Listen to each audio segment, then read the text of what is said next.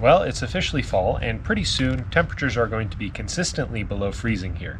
So I need to winterize my pressure washer. I'm going to take you along and show you every single step that you need to do to properly winterize your pressure washer so that you can be sure that it will work next spring. Now, in order to winterize our pressure washer, we want to remove all the water from our pump, or in this case, we're going to replace it with something that won't freeze.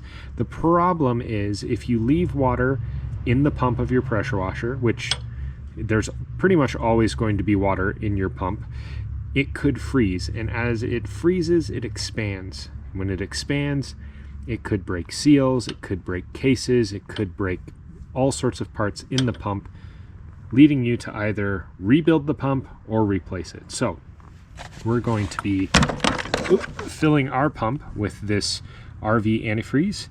This is what you use to winterize RVs and boats and stuff, but it will work just fine for our pressure washer as well. Now, you should be able to find this stuff at any hardware store or big box store. And if for some reason you can't find it, you could use normal universal antifreeze for a car. It's just, this stuff is pretty much guaranteed to not interact with the metals in your pump, whereas there's different standards for coolant for cars depending on what kind of metal the engine is made of, so keep that in mind. Now, the easiest way to fill our pump with this antifreeze is with something like this. This is just the male end of a garden hose. You can see I cut it off there. I cannibalized an old hose that the dog had chewed up. So, and that's what I recommend you do. This makes it really easy. Or you go to the dollar store and buy a dollar store hose. And then I've got an extra quick connect fitting, so to make it easy on myself, I just keep this fitting on here. Then you're going to take this hose, plug it into your water inlet on your pressure washer. Okay, so as you can see, I've got the hose into the water inlet where you would normally put your water hose. And then just to make it easier on myself, especially while I'm filming, I just zip tied it to the frame here. And you want to shove a funnel in the top and start pouring your antifreeze into the hose. You want to go a little slow, and you want to fill it up until it fills up to the funnel and air stops coming out. So just like that. See how that's just sitting there? All right. Now, what we're going to do is, with our pressure washer off, I'm going to go ahead and turn the engine over by hand with the pull cord.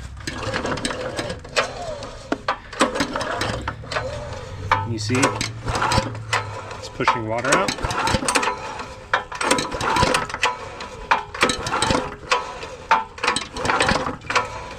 And at the same time, it's sucking that coolant down this hose. So the level used to be up here, now it's down in the hose. We're just going to keep going until you see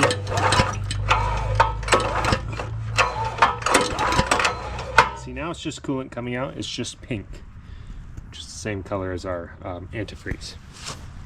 The next step to winterizing your pressure washer is you need to take care of the fuel system. So we want to turn our fuel off, which is right here on here. You see there's a little label, this way's off. And then our carburetor bowl right here, we have a drain plug, and on this one it is a 10 millimeter. And just going to open that drain plug. Got a little catch pan here. And we're going to empty any fuel that's in the carburetor out.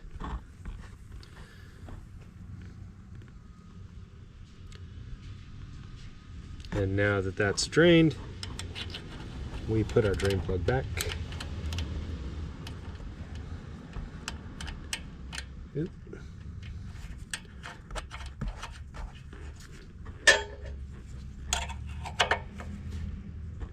And snug it down. Now, the reason you want to drain all the fuel out of your carburetor is because if you let that fuel sit in there over, the winter months, that fuel will evaporate and it will leave behind any of the additives and gunk that are in the fuel. And that can clog up your carburetor, and then it can cause your pressure washer to run poorly or potentially not run at all next season. So go ahead and drain that. If your pressure washer carburetor does not have a drain plug on it like this one, what you can do is you can either remove the carburetor bowl completely, which is this bottom bolt on this one, but you can potentially break some seals doing that. Or an easier way, especially if you don't want to even mess with any of this, is turn your fuel off. Oh, there we go. Turn your fuel off on here, and then start your pressure washer and let it run until it dies. And that will suck all of the fuel out of the carburetor. It'll burn it all, and the carburetor will be dry.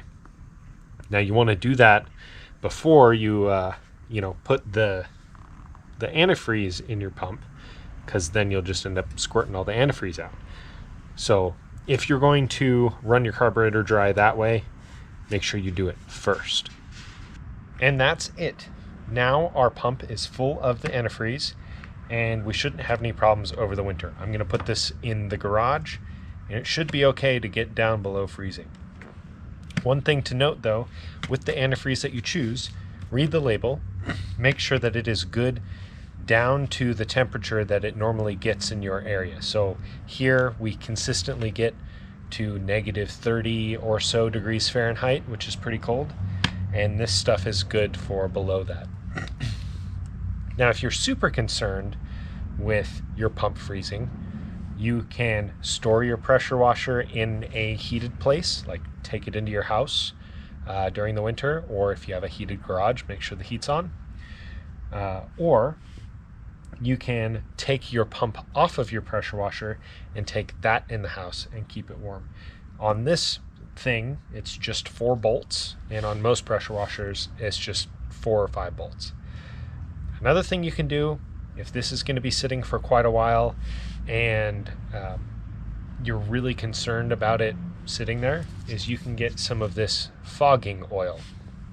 Now, this is designed to coat the inside of the engine and keep it from corroding if it's sitting there for a long time. So you basically pull the spark plug out, spray this in there, pull the engine over a couple times, and then it's good to go. I'm not going to do this because I'm going to be using this again in the spring, and I don't think it's going to make that much of a difference. But if you're going to be storing your pressure washer for an extended period of time, for more than 6 months, this isn't a bad option. Well, thank you for watching. I hope you learned something today. And if you want to learn more, especially about how to start a pressure washing business or pressure washing side hustle, we have an online community that you can join. I'm in there as well as a bunch of other really cool people that do this sort of thing for a living. And we share knowledge and bounce ideas off of each other.